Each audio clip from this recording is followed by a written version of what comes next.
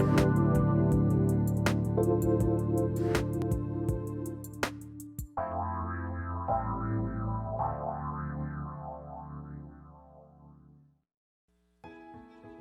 vibration of change, that magical place where life shifts from struggle to ease, from stagnation to forward movement, from old ways of being to new ways of becoming.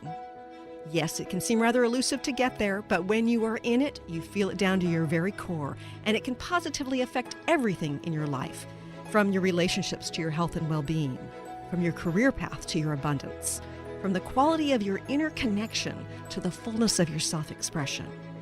Here on the Christine Upchurch Show, we explore ways to get into that vibration of change with experts in the fields of consciousness, psychology, spirituality, health, healing, and science. Are you ready to step into your vibration of change? Welcome to the Christine Upchurch Show, here live on KKNW AM 1150 in the Seattle area and Transformation Talk Radio around the world.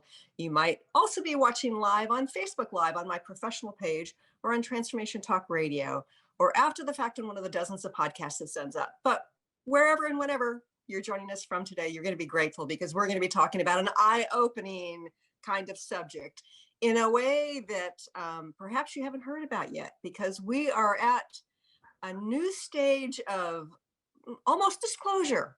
But before we get into that, I want to say hello to the people behind the technology. Benny Mathers at KKNW. Good morning, Benny. Hi, Christine. Hopefully you are staying cool at the moment. Yes, I'm so fortunate to have a heat pump, which means it's not only heat, but air conditioner when I need it. And oh my gosh, I cannot believe it's going to be well over 100 in the Seattle area. That's expected. That's projection. Yeah, I saw 108 in Woodinville projected for Monday. And, you know, most people in the Seattle area don't have air conditioners. So, you know, it's going to be wild. Yeah, it's going to be wild and hopefully not too tragic. But yes, yeah. Right. And hello to Jacob or Olivia or whoever's at TTR. Good morning. Hi, how's it going? Good, thanks, Jacob. And you know what? I do not have air conditioning, so I will be suffering this weekend.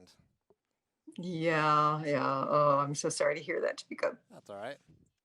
I'm really excited about our guest today because we are going to be talking about extraterrestrial contact, but not the kind of contact, not just the kind of contact we've had for, you know, a variety of people over the last 50 years, 75 years, whatever it's been, but a type of disclosure where it may become much more widespread. And we've got a wonderful expert here today to talk about it, Alan Steinfeld. He is an explorer of consciousness. For 30 years, he has hosted and produced the weekly television series called New Realities in New York City. He's got 68,000 subscribers to his YouTube channel. His videos have been viewed more than 20 million times. And he's also interviewed the kinds of people that we've interviewed on this show. And but he talks a lot about spirituality and UFOs. And we're going to talk about that connection here today. For over 5 years, he has emceed the largest UFO event in the country, Contact in the Desert. I would like to welcome our guest today, Alan Steinfeld. Hi, Alan. Hey, thank you, Chris. Great to see you. I think I've worked with Benny before on the station. You have earlier, well, actually, last week, as a matter of fact, on another Right. show. Loretta Brown, wasn't it? Yeah. Yes, it was.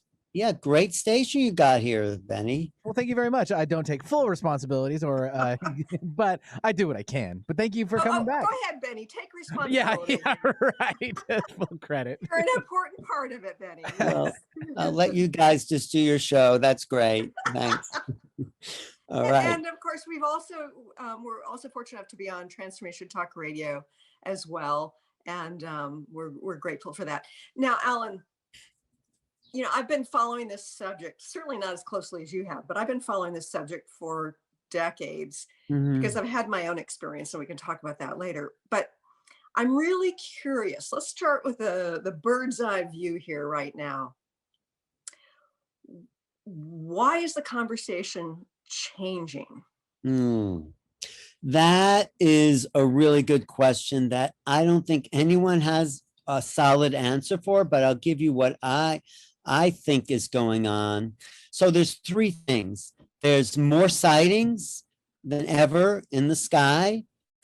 There seems to be some kind of fracture within those holding the secrets in government. Like, well, it started in 2017 with the release of the black budget from the Pentagon, the Senate. $22 million were given to study UFOs, now called UAPs. I can talk about what that rebranding was about, going from UFOs to UAPs.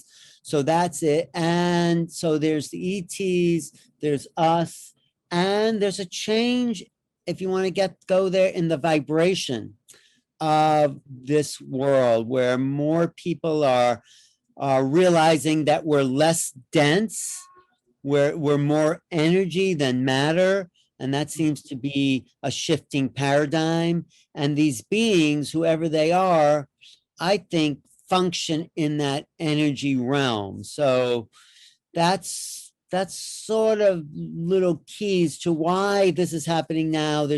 I think the main thing is, though, something's changed within government. I think Luis Elizondo coming forward. You know who he is, Luis Elizondo? The name's familiar. Remind me.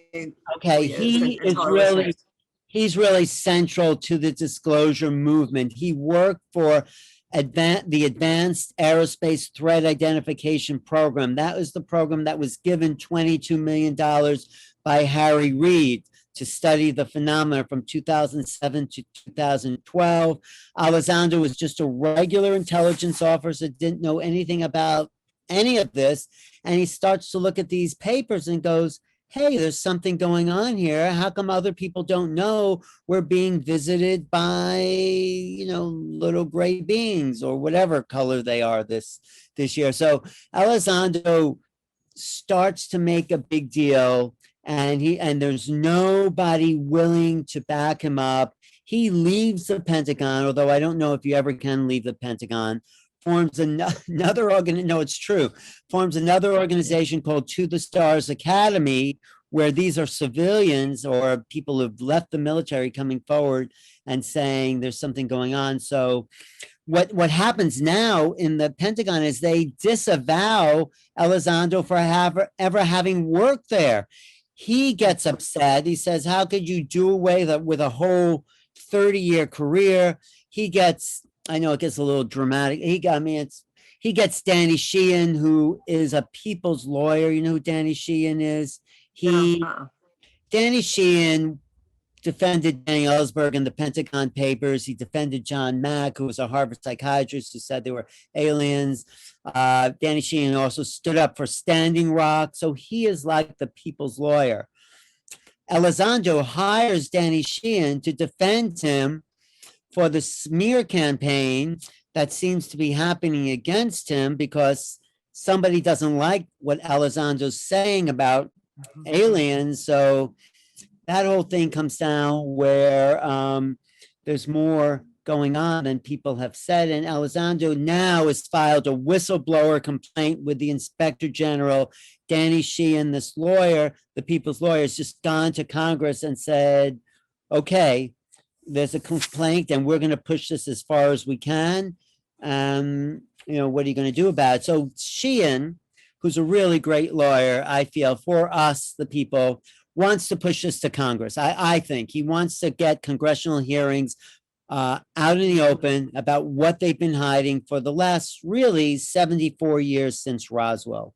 So it's a big story with lots of moving parts. It's interesting, Alan, because a few weeks ago, I had somebody on who was in the military, and he was one of the first responders at the Pentagon on 9/11.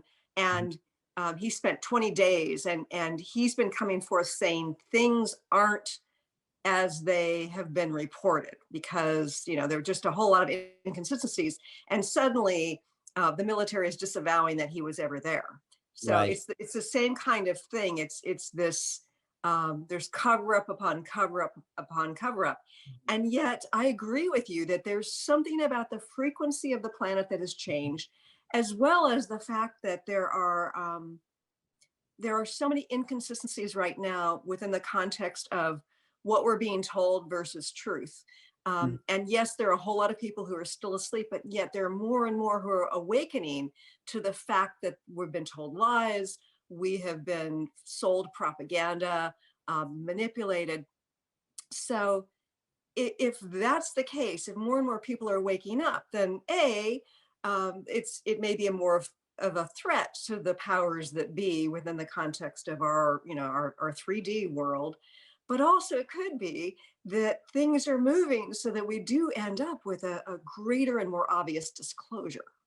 Right. That's the purpose of my book, is to push the envelope of how consciousness is involved in this, how we as a much more complex, much more sophisticated beings, a race of beings, and that's been repressed and suppressed by the powers that be, that don't, for some reason, we can get to that, don't want to tell us who we really are, the capabilities we have as non-local consciousness, the power to remote view. Like right here, if we were empty enough of all our stuff, we could know everything about anything, because our right brain, and I teach remote viewing, is not confined to this hardware machine, but is a non-local, let's say it's like an internet that has access to all knowledge. We just have to get our old programs out of the way in order to realize this knowledge is right here. But the other big question I think you're asking sort of is why aren't they telling us what's going on? What is the big secret, right? I mean, why have we been playing this game for 74 years since Roswell? And why is it coming out now? So that's what you asked before. I think first of all, they don't know how to explain this phenomena. They don't know what is going on. And that's one of the reasons they went from flying object to unexplained aerial phenomena. So they went from unidentified flying object, which really doesn't mean anything. If you saw a UFO in the sky, you identify it as unidentified, what would that even mean? You're just identifying.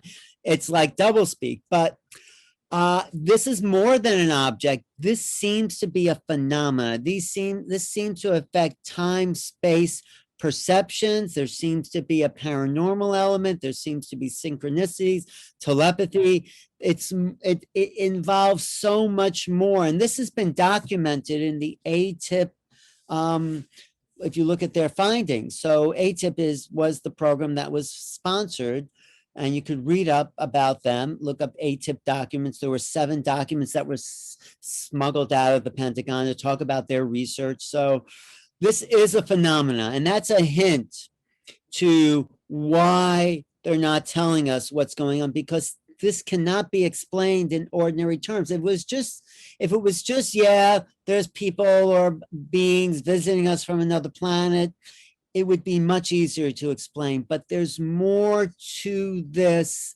that makes it a lot more complicated and sophisticated than just visitors from outer space. Yeah, and one of the things that the more I've learned about this, that it becomes more obvious to me, is that the fact that at least some of these beings are really interdimensional. It's not about getting into a spaceship and flying, millions of light years to get here, although there may be some that are doing that, but rather it's about sort of coming from some other realm into this 3D realm, or maybe even a 4D or 5D realm, interacting with our consciousness as well as our physicality.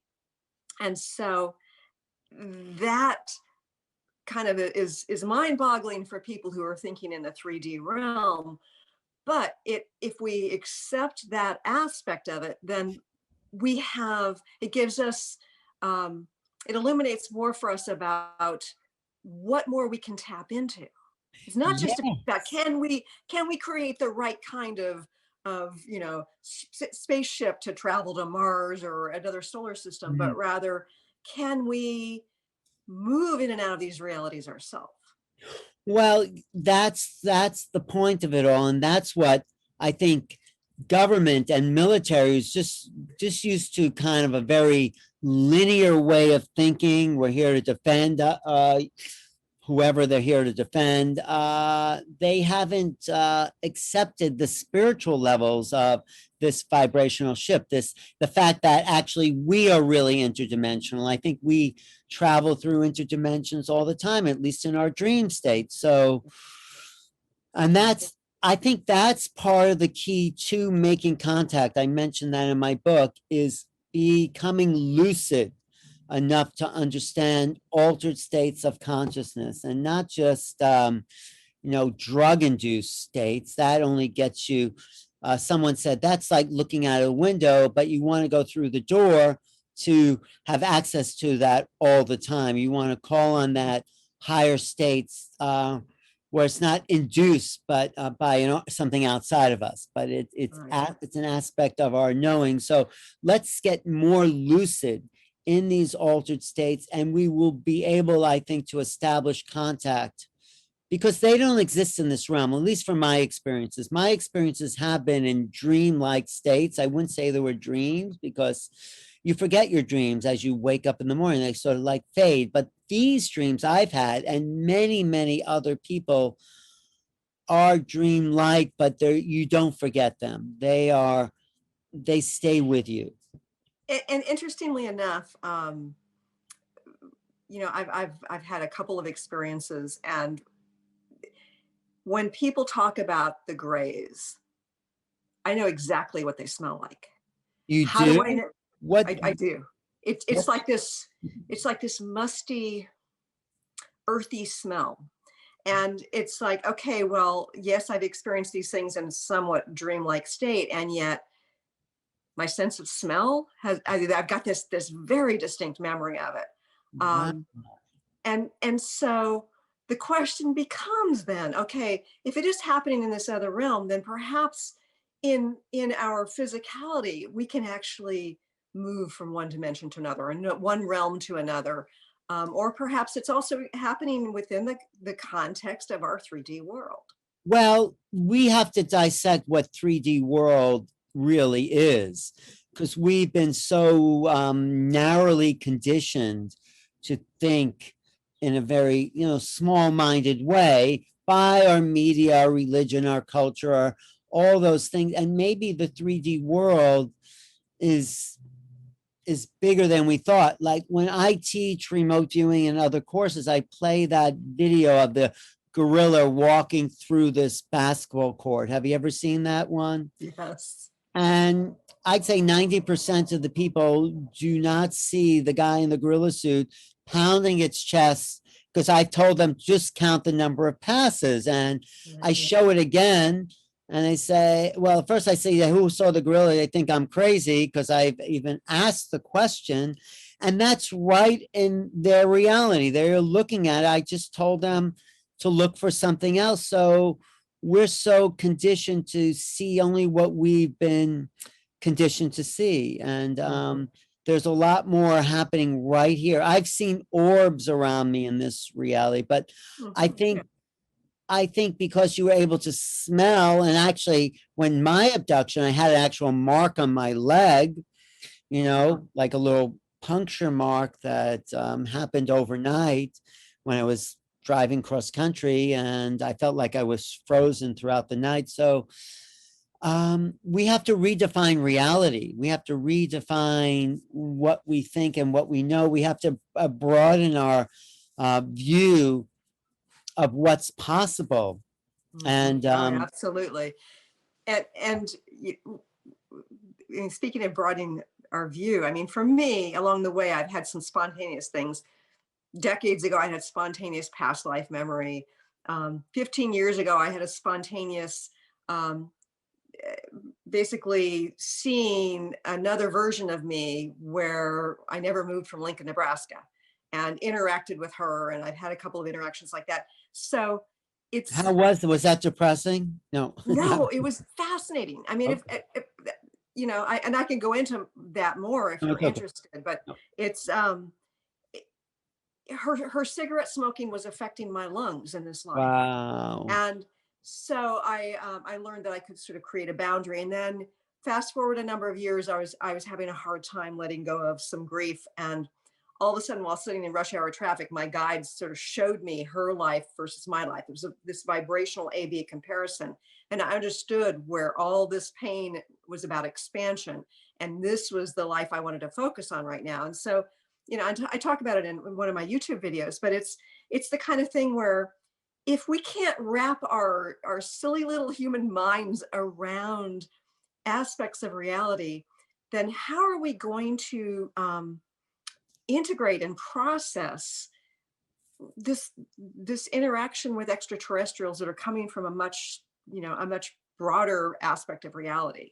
Yeah, no, we have to retrain and re-educate ourselves about the nature of time, space, the nature of our multidimensional existence, like you've had, and even understanding past lives or maybe their parallel lives. And this, religion has gotten a hold of our belief systems. And this is not religious, but it's spiritual. And the spiritual science, the science of incarnation, is the true science, which in a way, I don't know if you're religious or not, but it sort of does away with religion. It does away with the dogmas. And let's look at the science of who we are as incarnational beings in this body and the scope of our minds. And let's throw out all the dogma and let's sit down and see, why are we here? Who are we really? And I think the ETs, whatever they are, because no one really knows what they are here to wake us up to what consciousness really is. And I do think they can manipulate other time, space dimensions with the power of their consciousness, because they know how to use this. And we just, like all of us, just stumble upon it once in a while. We see a parallel life or a past life, and it's like, how did we get there? Or an out of body or something. But this is science of the mind that we could learn if we were only taught that it was okay, and we overcame the psychological barriers, the psychological barriers that have been put on us, not our own psychology, but what we think is the mind is capable of. So when you start to see visions or hear voices, even, psychology says you're crazy. But what if we trusted that? And what if we overcame that very limited psychological framework and expanded the possibility of what we're allowed to think and feel and interact with? So I say psychology has done us a great service in understanding ourselves, and it's done us a great disservice in distrusting our own minds. And our belief systems are so co-created by the cultural structures, from the family unit and religion, to our educational system, to our media and our government. And the question becomes, and this is conspiracy theory perspective, have our belief systems been manipulated in order to preserve some sort of status quo that we might not be fully aware of? Well, yes, I do think so. I'll get into that. But that is why a lot of us in this disclosure movement are pushing the government to come forward, because once that's out of the bag, and it's sort of halfway out, because the New York Times has said, well, there are UAPs, they're not from any place on Earth. The Navy has acknowledged UFOs. Luis Elizondo on 60 Minutes, if you saw that program, 60 Minutes, says, look, UFOs are real. The government has stated that. So once that is official, that allows other people to stretch their boundaries of belief. So we have been, I think it's sort of a conspiracy, but what my research is that, and this might be shocking, is that we have been controlled by an alien force for thousands of years. Some people call that the archons, and has limited our scope of thinking in order for us to be controlled. And these beings, this may be really out there, feed off our emotions, our addictions, our obsessions. That is their food, that energy. And so we've been kept in that role of fear and survival because that's what feeds that with this archonic race. And so what's happening now is that because the vibration is raising, they're losing their grip on that lower, denser mindset. And yet, Alan, I think about what has unfolded over the last year and a half with our health crisis, and I'm not going to say any of the words that will trigger, getting flagged on social media, YouTube, but the fear that has been generated is just incredible. And some may say that the fear was, there was good reason for the fear. Others may say that there wasn't good reason for the fear, but there's been a lot of fear. And I think that for many of us, what we've had to do for our evolution over the last year and a half is to step out of that fear. And if you think, if what you're saying is true, and it may very well be true about, these races feeding off of the fear, then boy, they were having quite the banquet the past year and a half. Right. Well, it's never, fear is never anything that we have to listen to. If someone told you your house was on fire, you wouldn't fear it, you would take action. So I think even though the fear was generated this past year, I think taking precautions, actions, whatever, so we don't need to fear it if we're, can take what we need to do. So to protect and and Alan, for me, I was very afraid at the beginning, and then something happened, and I kind of broke through my fear after a couple of months, and then I started doing research. I happen to be a former research statistician. I used to design and analyze clinical trials. I've co-authored articles in medical journals. I know how to read medical journals. I know it makes a good study. And I started to listen without the fear and then do a dive into the actual research. And it's like, what did you find? What did you find when you dived into the research? Well, a lot of things. First of all, I have to be very careful because we've already lost our streaming privileges on YouTube for a week because of my shows. But essentially, this had no purpose. And in fact, it can increase your risk of respiratory illness.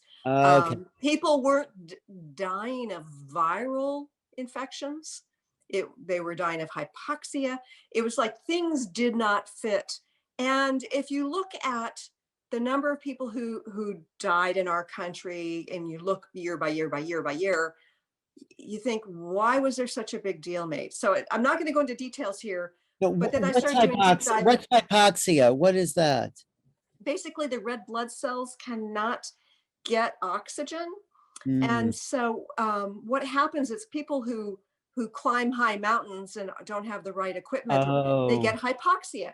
And one of the things that happens when you get hypoxia is your lungs fill with fluid.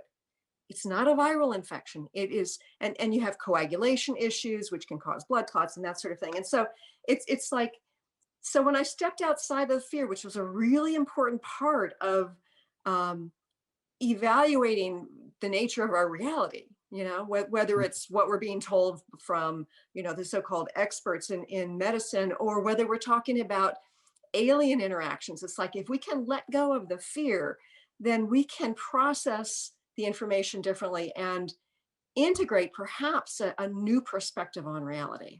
Well, that's exactly why I say in this book about these alien contacts, there's nothing to fear.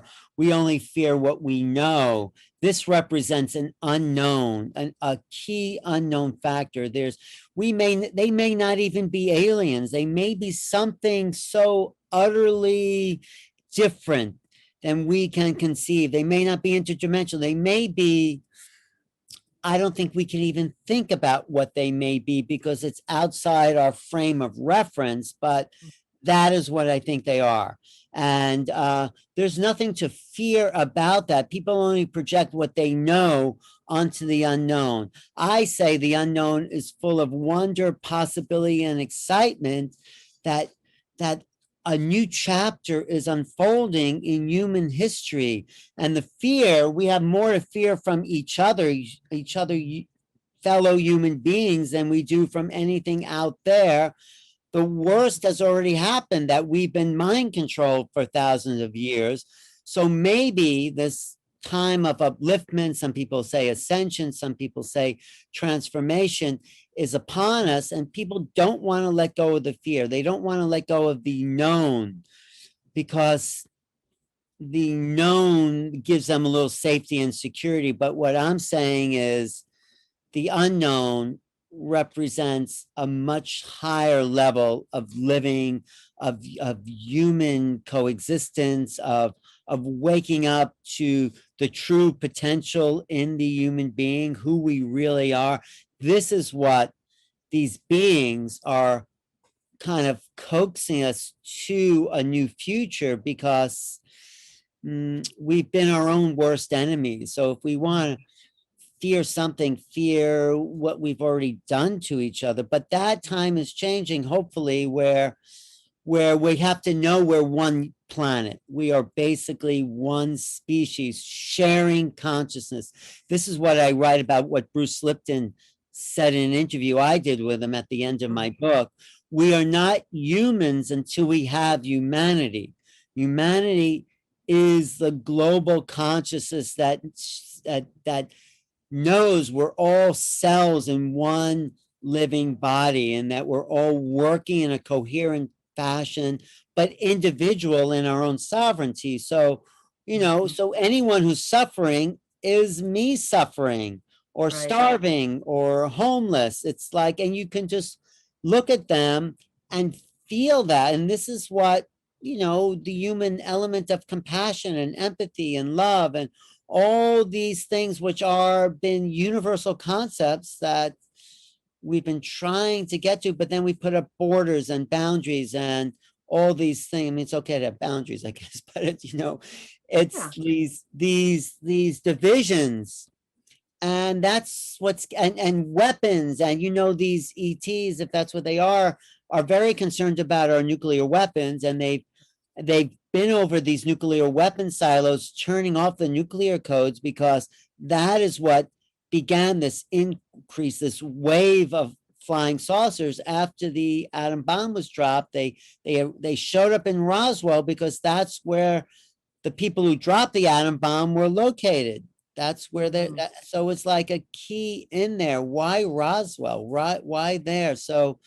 Well, because I think when you blow up something like that, you really disturb time and space. You disturb the local universe, and where it's like, wow, what's that's going on? These beings may have said it's like having a splinter in your little toe. It's like maybe a small little thing, but if you don't take it out, if you don't make your body whole, it'll bother you. And we're like a little splinter, because we're so violent in nature, and it's our animal nature. So we have to rise above the animal, which has been our 5,000 year process, or 20,000 or 100,000, as some people say. So we're at a time of a discovery. Yeah, go ahead. Yes. I want to take a step back, because you were talking about how, we have perhaps been controlled for, thousands of years by some species or some version of aliens, whether they're, consider them species or not. And yet you're talking about aliens who want to help. Right. We've got two kinds, right? So first of all, should people be afraid of aliens? Well, people should never be afraid, because a fear, like I said, never helps anyone. Like, just if you're afraid of the virus, just turn off your television, and stop listening. But okay, you're saying, okay, should people, what's your rest of that question? So,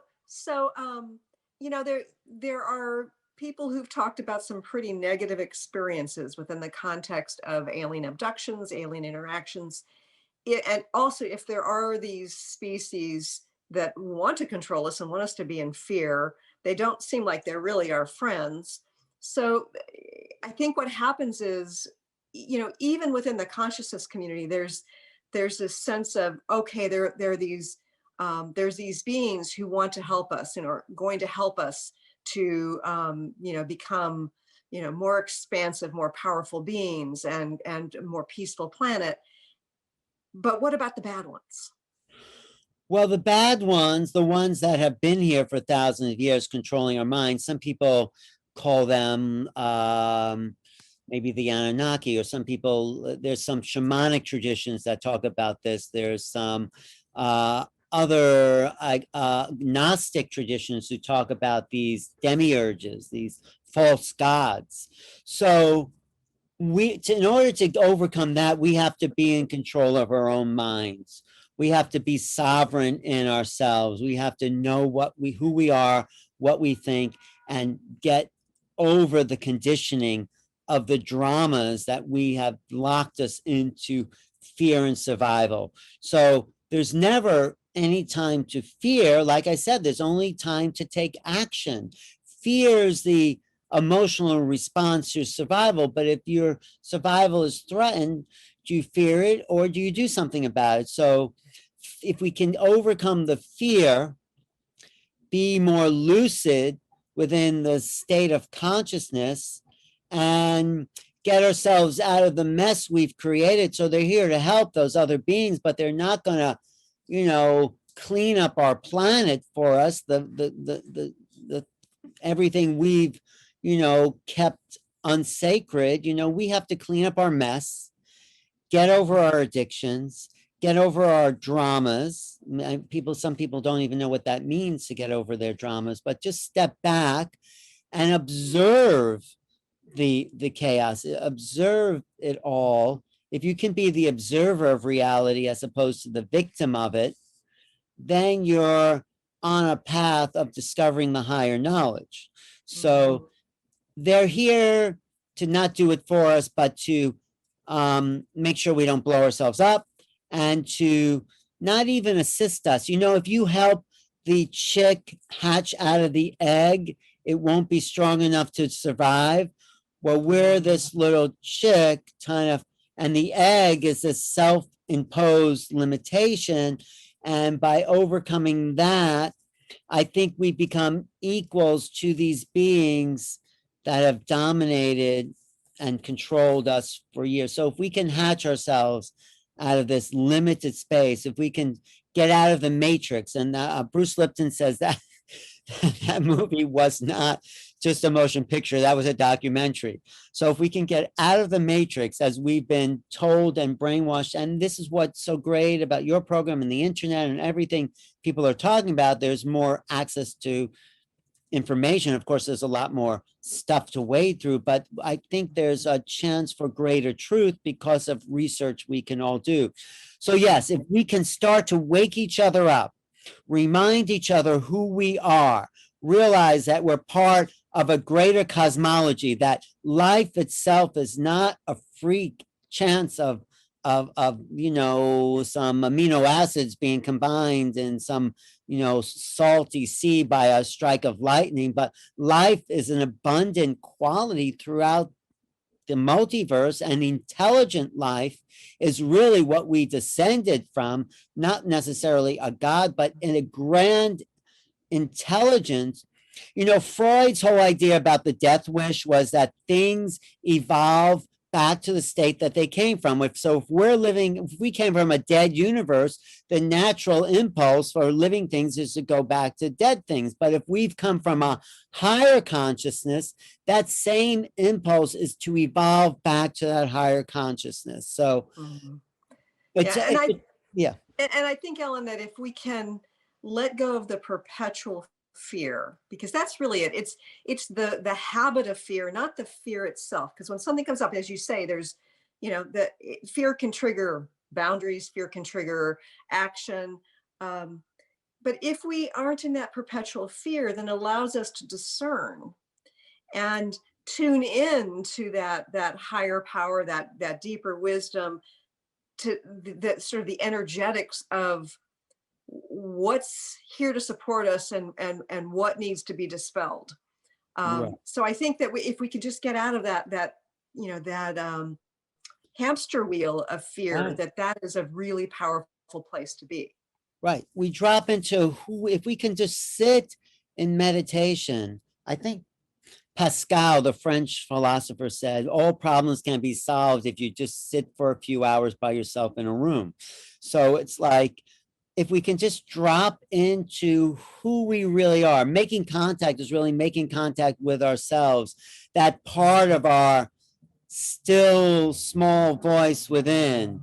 And, you know, feel, I mean, I do that at night before I go to bed. I just like kind of lay there and collect myself and everything I've done and just find a peace that just allows me to go to sleep, just to drop into myself and feel relaxed. I mean, we have to create environments that are relaxing and not stressful. But if we can do that, that's better than going to any church or, you know, but some people find that in nature, in the woods, by the ocean, this kind of peace that passes all understanding. If you can find that, then you've dropped into the divine within. And if you have that place and are present with that place, fear does not exist in that place. And by the way, you said a phrase that I think is absolutely fabulous. Making contact is about making contact with ourselves. Yes. Yes. Wow. That's really powerful, Alan. Right. With ourselves, with the earth, each other, and whatever is in this unknown moment that we are on the threshold of. So there's for me, there's nothing to fear. There's only excitement about what the unknown can bring, because we don't know.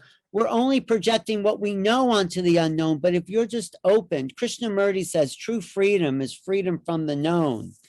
And when you are it's like being at the edge of your surfboard in a sense, where you're just, you know, you're just there and it's all rushing by you. And most people are looking backwards through life. But if we can look forward, then eternity is rushing into this greater mind that all of us possess. So, Alan, your book is called Making Contact. Can you tell our listeners and viewers a little bit more about the format of the book and why you chose to write it? Well, I chose to write it because it's something I've been obsessed with for 30, 40 years, since I had a contact experience in 1987, driving cross country, and it's in the book, my story. But I wanted to prove this was true to myself. So I went to every single, you know, UFO conference. I sought out people like Bud Hopkins and John Mack, Whitley Strieber, Linda Moulton Howe. These are, I call them the Michael Jordans of our league. These are the all-stars of our league.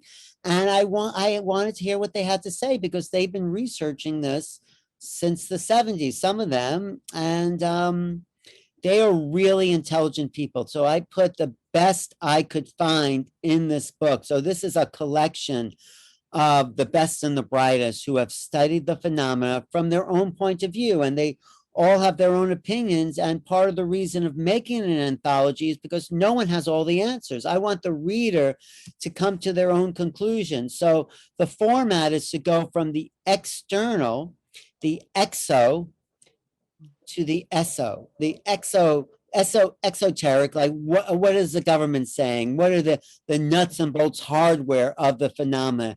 And that's the first essay by Nick Pope, who worked for the Ministry of Defense in the UK. They would just investigate sightings, confirm sightings, and that's one level, people seeing the objects. And that's sort of the level we're at now with the government. Yes, there are objects out there. We don't know what they are. This is what Nick Pope says. Yeah, there's something there. We don't know what they are. But then the next chapter is Grant Cameron, who says that, well, if you really want to know what's going on, talk to the experiencers. Don't talk to the military. They don't know what's going on.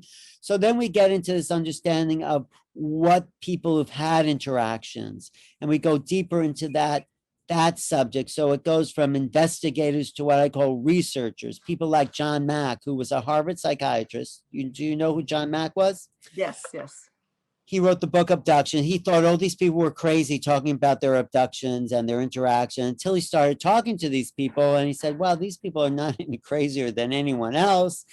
and what they're feeling is real emotion. So he said maybe they're having an experience outside our paradigm of belief, because just because it doesn't fit into our worldview doesn't mean it's not possible. Like those people I showed that video to who didn't see the gorilla, they thought that was impossible, but that wasn't their worldview because I directed their worldview. I said, just look at the people counting the passes. So we have to expand our worldview. We have to expand what's possible. This is what John Mack says.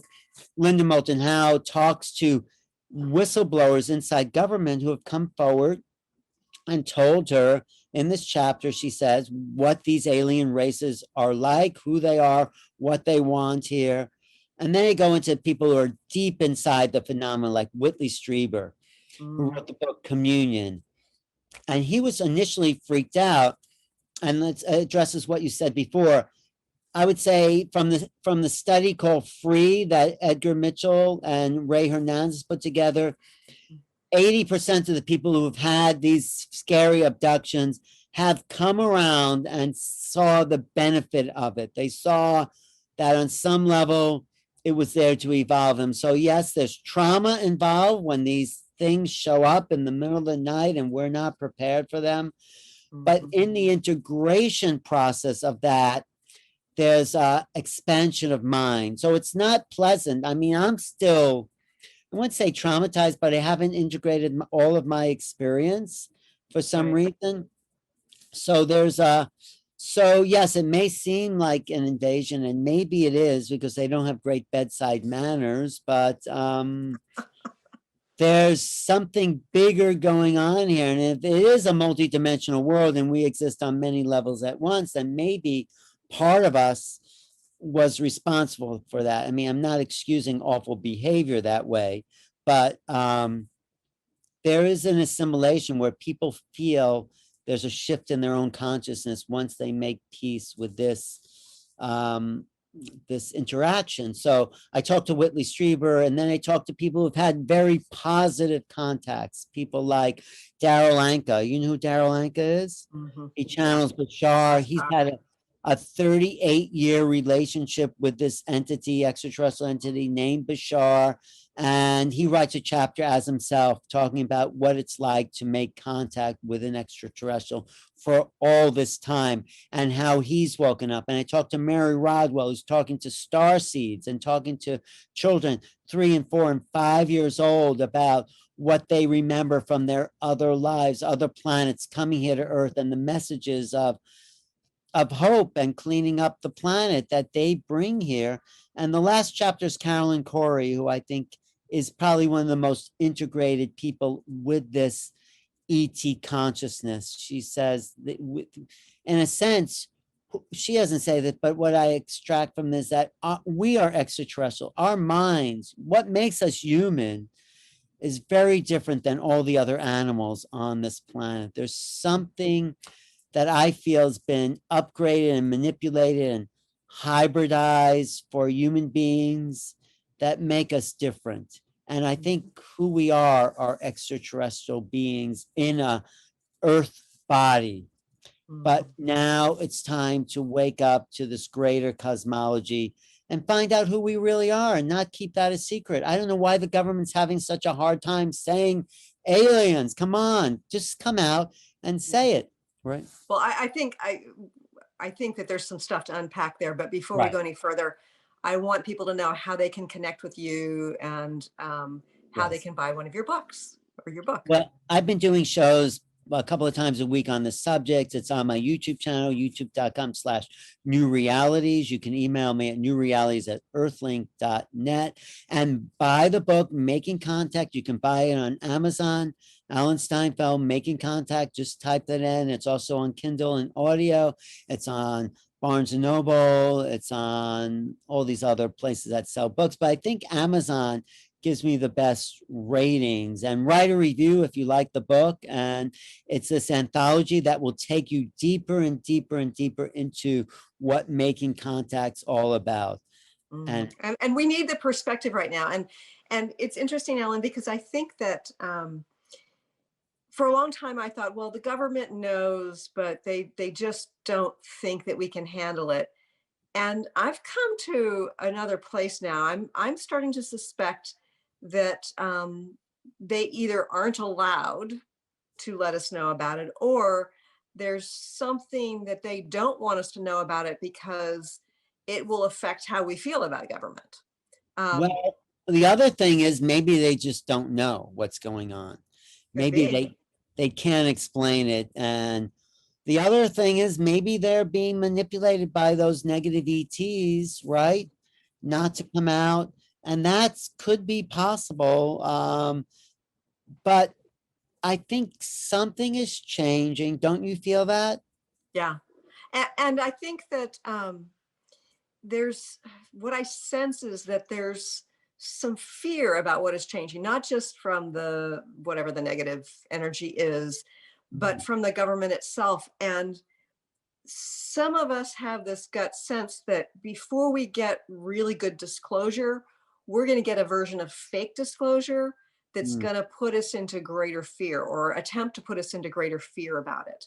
So I I think that your message right now about getting out of fear is a really important one.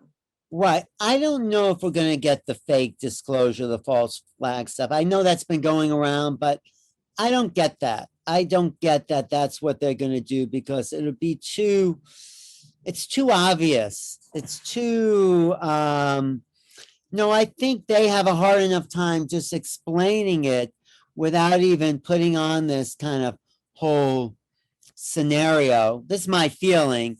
And they are putting out the word threat.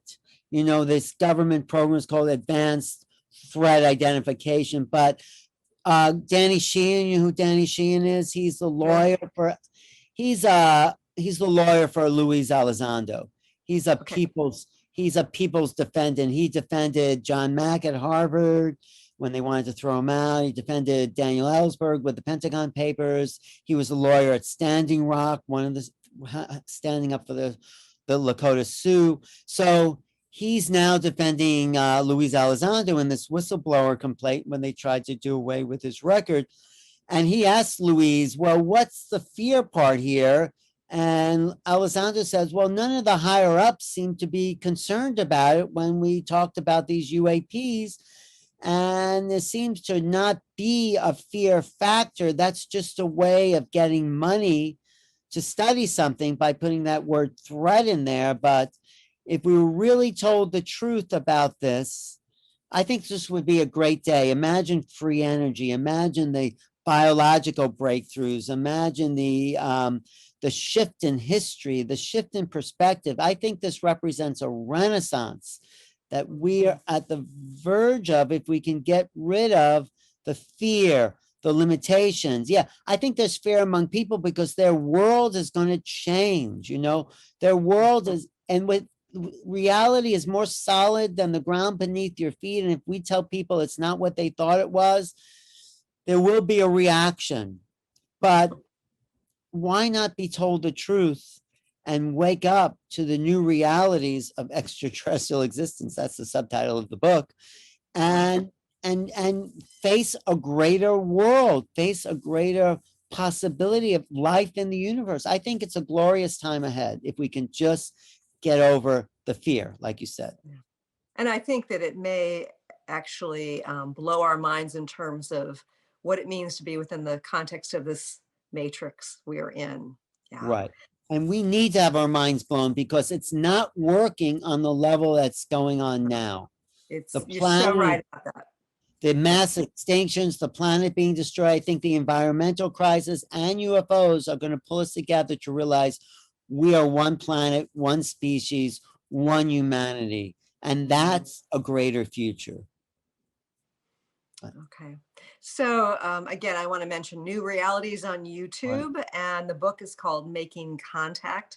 Well, thank you for this intelligent discussion because most people just have their questions planned out, but I prefer the dialogue where we can discover together. Yeah, and there's so much to discover. My mind has been blown along the way, and I love taking a deep dive. I love the fact that you are taking the bird's eye view and presenting many different perspectives, because that's where that observer mode is where we find truth. And no one has a whole truth. This is what I discovered in the UFO phenomena as I researched it. Well, everyone's saying something slightly different.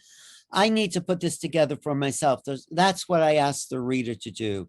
Read it all without judgment, and then see, what do you make of all this?